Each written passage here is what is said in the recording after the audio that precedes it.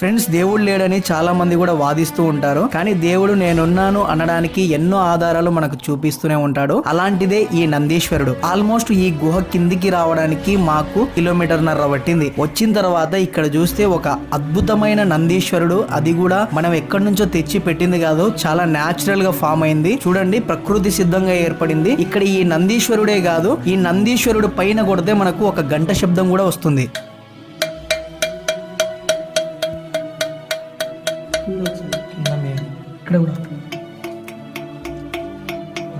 ఈ చుట్టుపక్కల చూడండి, మొత్తం శివలింగాలు ఉన్నాయి. అలాగే ఒక కోనేరు కూడా ఉంది. ఆ కోనేరులోని నీళ్లు మన తల మీద జల్లుకుంటే మంచి జరుగుతుందని నమ్ముతారు. ఎండల కాలం కాబట్టి నీళ్లు ఎక్కడా లేవు, కానీ ఈ కోనేరు లోపల నీళ్లు ఇంకిపోకుండా ఇంకా ఉన్నాయి. ఇలాంటి కోనేర్లు ఈ గుహ లోపల 7 ఉన్నాయంట. గుహ లోపల రుద్రాక్ష కొండ, ఆవు పొదుగులు, మునీశ్వరులకు సంబంధించిన రహస్యాలు, ఇలాంటి చాలా విషయాలు చెప్పాను. పూర్తి వీడియోలో చూడాలనుకుంటే ఇక్కడ క్లిక్ చేయండి.